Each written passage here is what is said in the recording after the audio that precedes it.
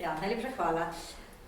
Moj razmislek o zahodnoslovanski književnosti se je ustavil pri mladinski književnosti. Zakaj ravno slovaška, zakaj ravno mladinska? Ob tem sem se pravzaprav poiskala vsaj 4 razloge. Če je slovaška književnost po čem poznana, so to upravičeno pravljice in mladinska književnost. To seveda ne pomeni, da ne premore odličnih avtorjev od 19. 20. stoletja, pa vendar nima te sreče, da bi jo od zunaj toliko poznali. Torej, namesto Kundere, Čapka, Haška ali Hrabala stojijo na zemljevidu na Slovaškem manj znani pri nas novomeški Švantner, Tatarka, Dušan Mitana. No, tudi o teh avtorjih bo spregovorila Diana Pungaršič v naslednjem prispevku, jaz pa se bom posvetila mladinskim delom in pravljicam. Zakaj? Močna tradicija, kot rečeno, če samo pomislite, gotovo se vsi spomnite slovaške klasike in svetovne uspešnice Klare Runkova Edinka, ki je v 4 izdajah išla pri nas v 70. letih in še danes na seznamu bralne značke v prevodu Zdenke Škelj-Jerman. Če pogledamo knjižnično izposojo, mladinska književnost predstavlja res en velik, pomemben delež pri izposoji. Prav tako ravno pri mladinski književnosti vidim velik potencial za razširitev obzorja, torej ne samo branja. Prvič, kar smo prej imeli, manj zahtevnih del, ampak tudi z področja bolj zahtevnih problemskih tekstov, predvsem pa torej ne samo iz zahodnoevropskega področja. Sicer pa glavni razlog mladinske književnosti odlična produkcija izvirne slovaške proze in dober izbor slovenskih prevajalcev pri različnih založbah. Skratka, to predstavljam kot izhodišče. Nekaj vprašanj sem si s tem v zvezi postavila, na kakšen način lahko pridemo do dobrih knjig, kaj je pogoj, da jih sploh imamo dosegljive v slovenščini, kako jih brati in kako pridobiti nove bralce, da bo knjiga živela še naprej svoje življenje. O tem bi rada spregovorila.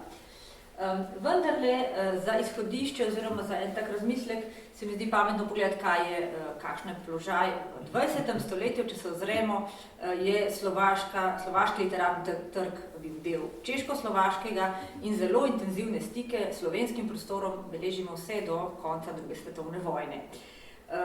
To se zdi pravzaprav zelo pomembno tudi v tem razumevanju potem situacije. Po letu 1948, ko so v veliki meri pretrgani tako institucionalni kot osebni stiki med Slovenci in Slovaki, bom rekla zdaj zelo široko, torej na kulturnem področju, pa tudi političnem področju, gospodarskem področju in to pravzaprav en tak cel moment, torej to je, posledica tega vidimo tudi v literaturi. Ampak zanimivo, mladinska književnost je pa ostala en tak prostor, poseben prostor bi rekla, poseben položaj ohranila, tako v izvirni kot prevodni produkciji. No, tako da v bistvu se imamo čemu posvečati, skratka tukaj izpostavljam 2 deli.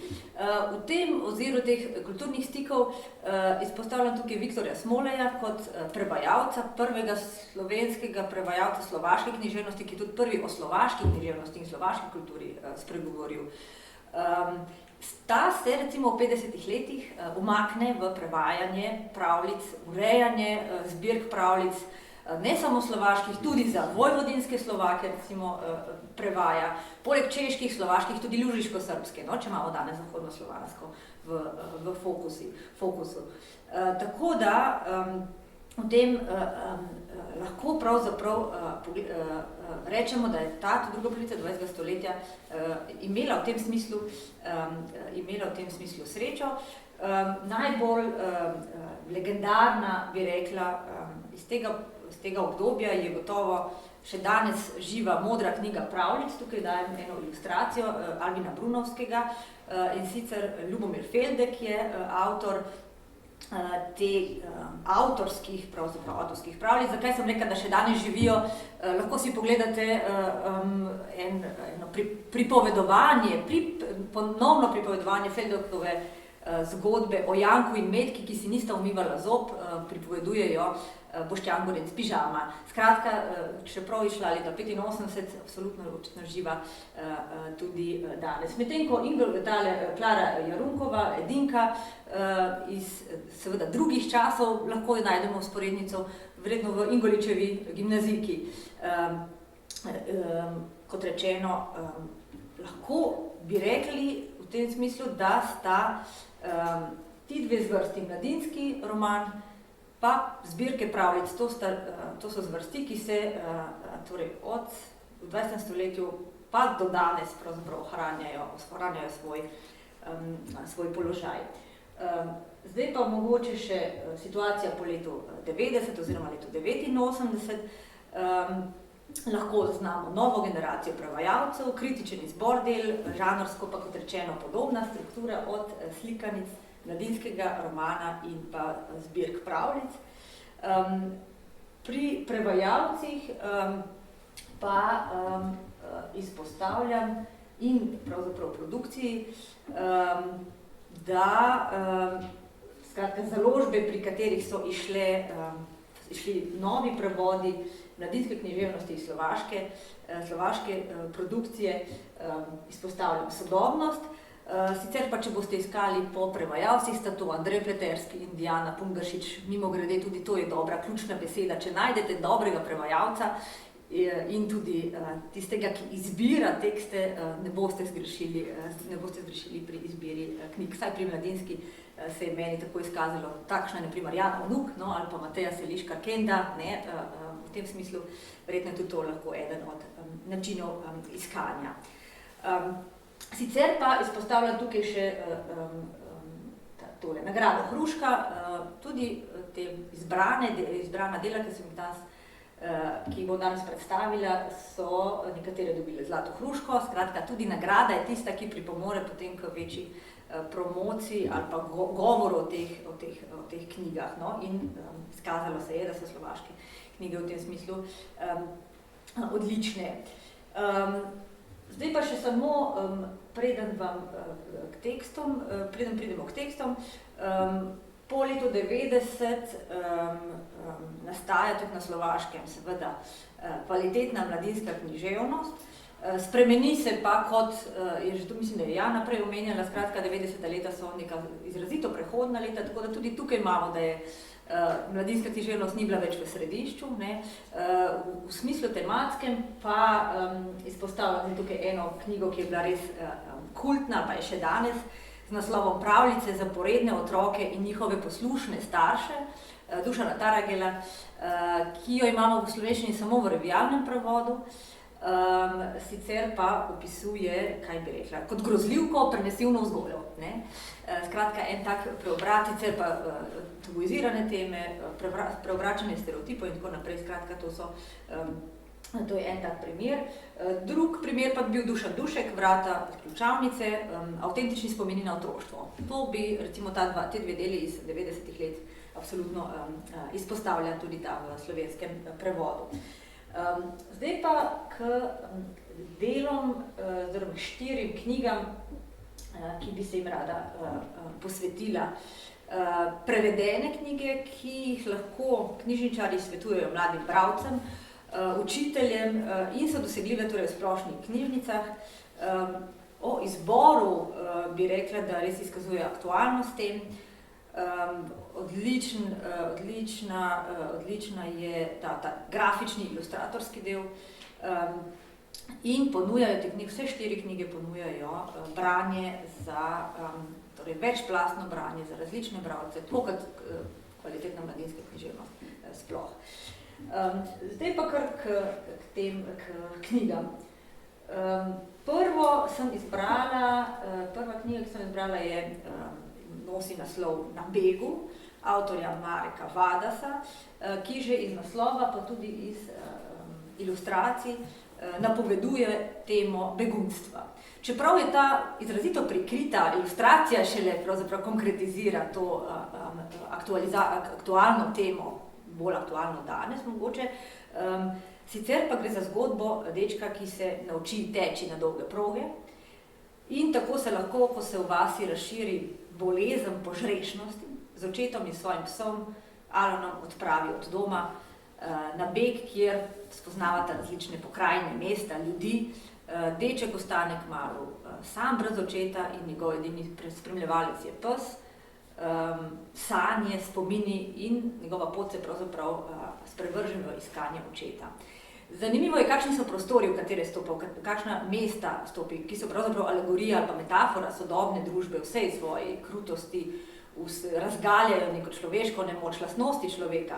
Naprimer, vas, ribičev, kjer si molčijo, ali pa mesto, kjer imajo ljudje kopico rok, mesto izgovorov, mesto sovražnikov, predvsem pa kraljestvo velikega žiga, kjer si ga lahko konkretiziramo kot birokratski svet, izrazito formalen, brez človeškega odgovora. Zgodba se zaključi potem s dečkovim prihodom v taborišče, z boleznijo in sočutjem negovalke in kot je tudi tipično za tako kvalitetno, literarno, mladinsko književnost, izrazito odprtim koncem, deček se potopi v sanje, odhaja v deželo miru in potem spremljamo ali pa opazujemo, kako leti nad zemljo, ne teče več, ampak leti nad zemljo in opazuje svet od zgoraj. Hkrati pa tudi srečanje z očetom. Danes smo veliko govorili zdaj o teh literarnosti, pa kriterijih. Pri Vadasu bi rekla, da gre za, mogoče me bo še kaj Diana dopolnila, da gre za enostavni jezik, pravzaprav lahko zgodbo beremo kot potopis, kot neko dogodivščino, dečka v samoti, iskanje bližnjega in je v tem smislu res lahko namenjena, mislim, da celo zapisano, ne, na Slovaškem od 5. leta dalje, ne, sicer je pa to izrazito družbeno-kritična slikanica.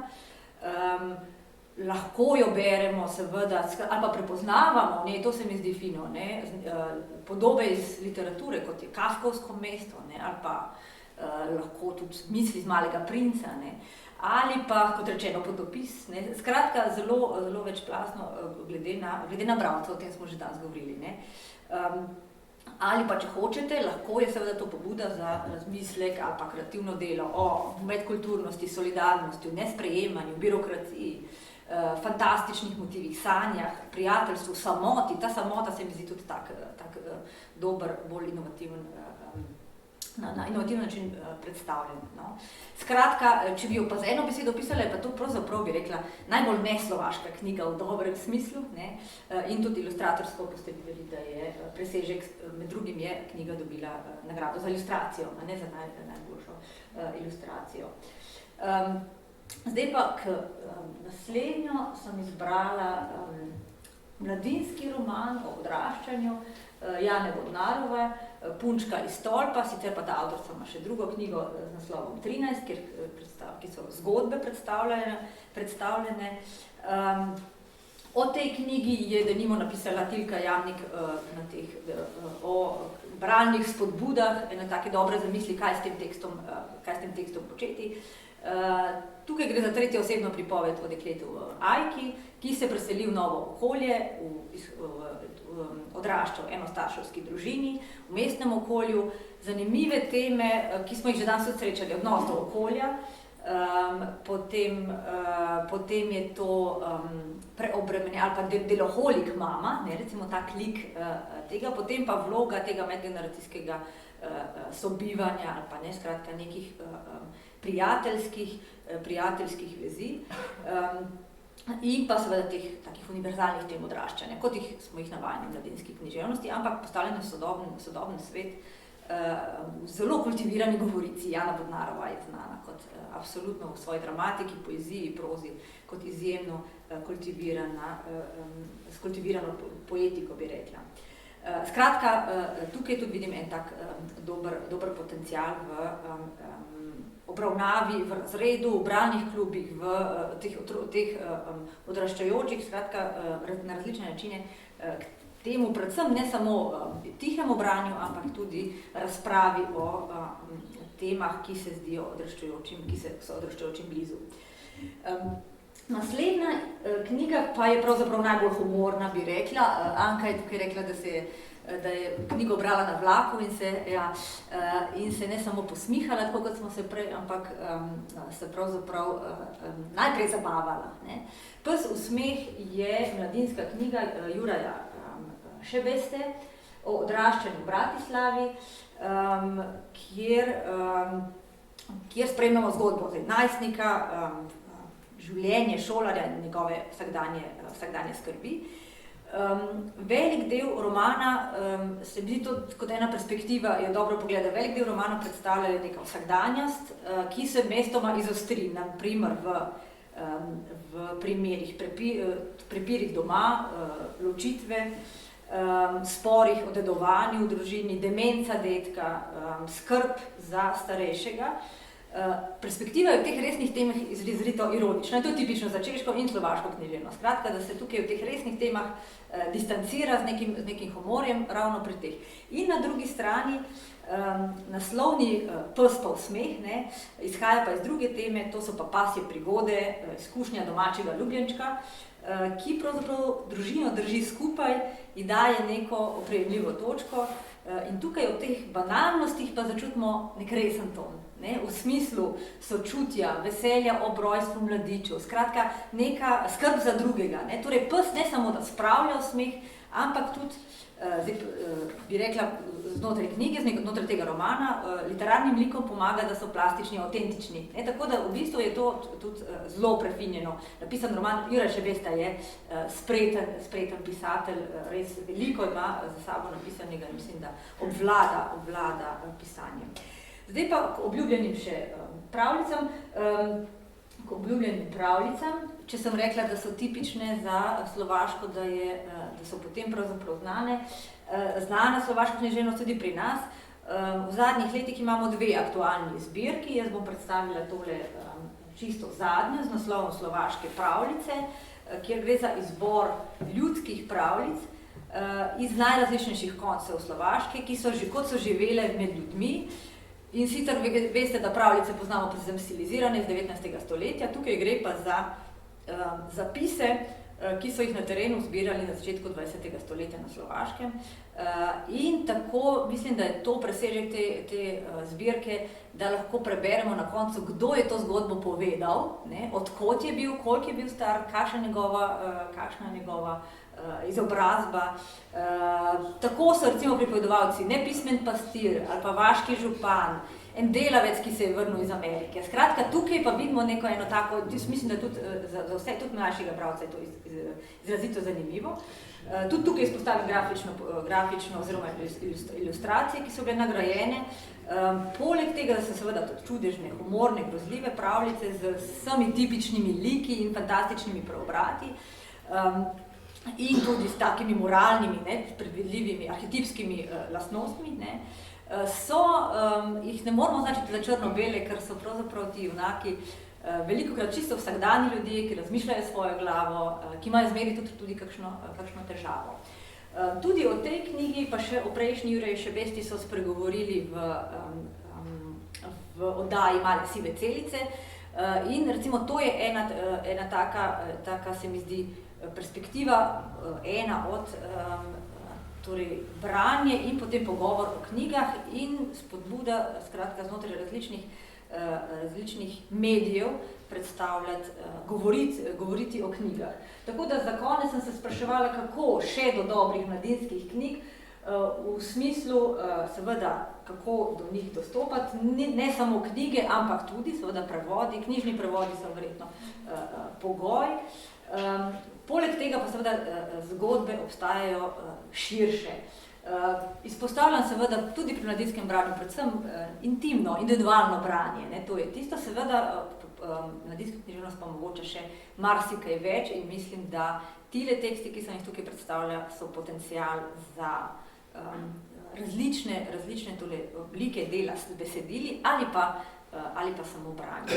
Na tem mestu bi zaključila in bom vesela še kakšnega vprašanja. Hvala.